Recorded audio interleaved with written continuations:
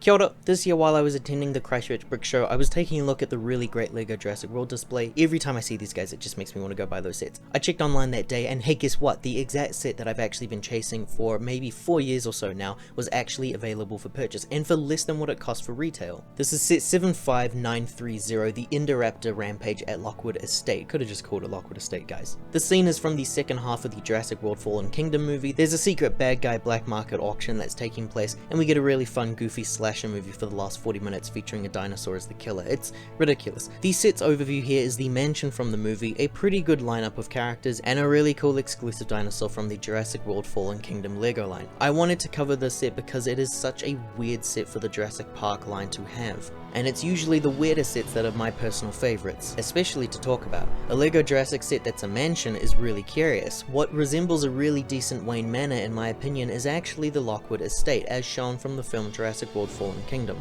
I am really surprised with the set overall. The architecture is really nice, it looks really interesting, and it stands out really well on a display, especially compared to all of the laboratory themed Jurassic sets. The source material is pretty different however in its design. There's a few things here and there that could be changed. No grand staircase in the front here is the biggest bummer for me personally. As you can see from the build around the exterior here, most of the set is actually repeated all the way through. It's the same window design here, so it felt somewhat repetitive, but I think because of the length of the set, it's what kind of helped with that process. You're building up the rest of the foundations there as you go, so I don't remember it bothering me too much as I built. I really like those colours that are being used here, even if it might not match as well as it should do to the source material. The red roofing's a really nice touch here. I like the addition of those smooth tiles around the walls, and those grey gutter pieces used for piping down the walls as well. You can see from the side profile here that the depth for the interior is pretty small actually on the inside there. There's some nice stuff to go through though, we'll get there when we get there. 2 stickers are used for the brick patterns on the front here, just these 2. No other sticker details for the outside here, which is actually really cool. Besides that, it's a pretty symmetrical design though. 2 front doors are located at the end here, and another door by that top balcony section. Like I said, I love the architecture that's been used here in the overall design. It really showcases how good a Wayne Manor set could look if LEGO gave it the thought. A disappointment I think is worth mentioning is this type of design usually comes on hinges to close on up. The walls that extend out are not actually attached on hinges. The side walls are connected by Technic pegs located on both sides. If you wanted to, you can change and rearrange a few things since those Technic holes appear on both sides there. The roof is the last section that we'll talk about for the exterior. It's actually one of the only sections in the entire build to include a play feature of some kind. You can pull out this rod from the side here and the skylight will collapse, so feel free to place whatever minifigure you want on this base and you can send them down.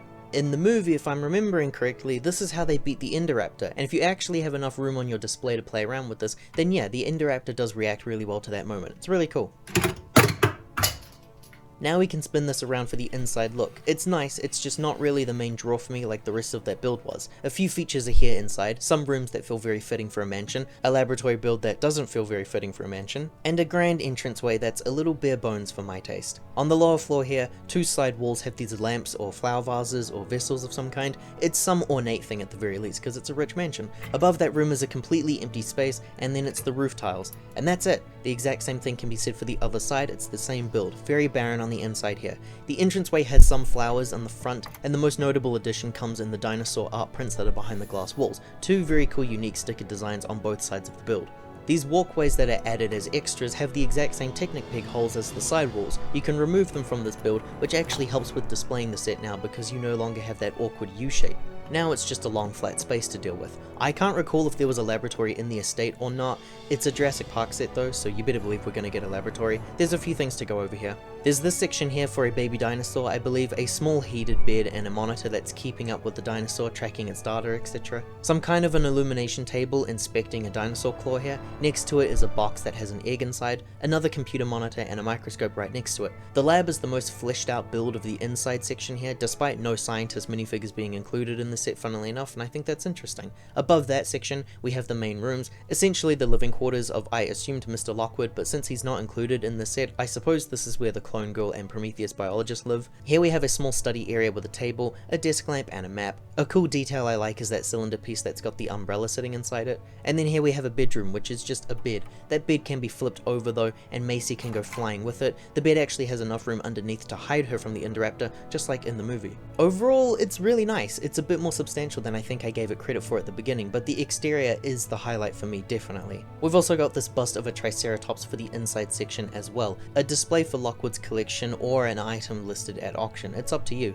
The build is really nice overall. Jurassic has done a few of these bone displays now and they're all really good. There's a little bit of articulation here with this one, nothing too extraordinary there. I think it complements the scene quite nicely if you choose to display this set with the inside exposed. It's now dinosaur time because they are the main draw of each of the Jurassic sets. We'll get into the best one of the two. The Indoraptor is one of my all-time favourite inclusions for this line, borrowing a few parts from the Indominus Rex but scaled down here. The Indoraptor comes to being around double, almost triple the size of a regular raptor figure. Some really cool prints with that all-black colour scheme and the scales going down her sides. The Indoraptor has some extreme articulated features unique to only a handful of dinosaurs, especially in the arms there. The arms feature their own individual movements and the hands can actually rotate around as well. The hands have enough room open to hold onto minifigures as well. Like most of the other big dinosaurs, the Indoraptor can also open at the jaw and hold onto minifigures that way if you would like to. She is a dinosaur, of course. The Indoraptor can break down into 10 pieces in total: a head, a jaw, 2 hands, 2 arms, 2 legs, a tail with a rubber end, and a body piece. Blue here is the regular raptor included in this set. Blue saw her first but not her last redesign in this wave of sets. The raptor is the standard one that's been seen for many years in LEGO sets now. I do still enjoy collecting the different varieties of raptor dinos though because of their cool prints. Blue features 2 solid colours here. The body and the head have one and the arms and the legs have their own thing going on. Blue's first figure looked a little different in her head colour for comparison's sakes. She can break down into 7 parts in total: a head, a jaw, 2 arms, 2 legs, and a body piece with a rubber tail attached. Here's Owen Grady, a figure that we would eventually all get used to seeing in multiples of these sets, but I really love this figure at release though, because LEGO finally gave us a Chris Pratt with something new for his sets. He features a much more accurate look with his hair and facial features. This head wouldn't be used for Star-Lord for quite some time after this set though, but thankfully both figures released later on using this head, so he did become a lot more easily accessible. His torso is not actually the same one that was used in the 2015 sets, but it is one that's very similar because LEGO do just use this exact figure when representing either movie nowadays. He came with an axe as an accessory for taking down the Indoraptor. He also included this bike as an extra inclusion, which you can see here. It's the standard LEGO bike that you've seen before, but it's nice nonetheless. Claire was also fully redesigned for these sets compared to her first appearance. I like the look of the green jacket and I've used it for custom figures over the years in the past. Plain pants is a bit of a bummer though. She's got a nice expression with a calm look and a worried look, which feels like it matches that character really well. I don't really have too much else to say about her other than that though.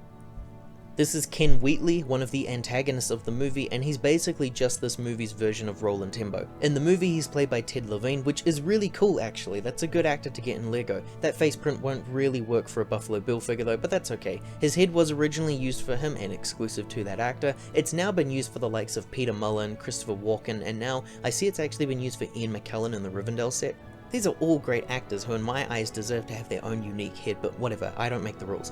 Because I don't have the helicopter set from this wave, I'm really glad to have him in this. He's not exclusive, but he might be my favourite figure from this set, if I'm completely honest. Onto the genuine exclusive minifigures from the set. This is Eli Mills, the main sole antagonist of the movie. I am a big Prometheus fan, so any actor from that movie made into LEGO just increases the chances of me being able to make my own custom series of those figures, and yet we got Lex Luthor. I've mentioned before that this character design for Lex Luthor was one of my favorites at the time, but it's also now just become one of the laziest redesigns that LEGO's ever used. It's just Lex Luthor, so it's really disappointing to see a head used exclusively for cannon fodder enemies was also for a time still used for live action named characters. I do not think this minifigure is very good. It's probably the weakest one of the set. And this is Gunnar Eversol, who realistically probably is the best minifigure from the set. He's the auctioneer in the movie that was played by Toby Jones. It's hands down one of the best likenesses I've ever seen LEGO capture before. His expressions are at 100% here, and that head is still exclusive, only used here actually. Using this would make a really good looking Zola custom. His torso has been used in other themes before, like the LEGO Marvel line and the Harry Potter line over the years. He includes a brick built gavel rather than that specially molded one that released in the CMF series some years prior. This is Maisie, who would then go on to be featured in the Jurassic World Dominion sets a couple years later, where I think the minifigure was better in those ones. Her torso here has still remained an exclusive piece, which is actually pretty surprising to me, but the headpiece is the exact same one that they used for Tim and Lex, which is just insane to me. A very generic expression that's also been found in the Harry Potter line for Ginny Weasley, who also interestingly uses this exact same hairpiece since it was originally hers to begin with in the 2011 line, so this is literally just a Ginny Weasley minifigure.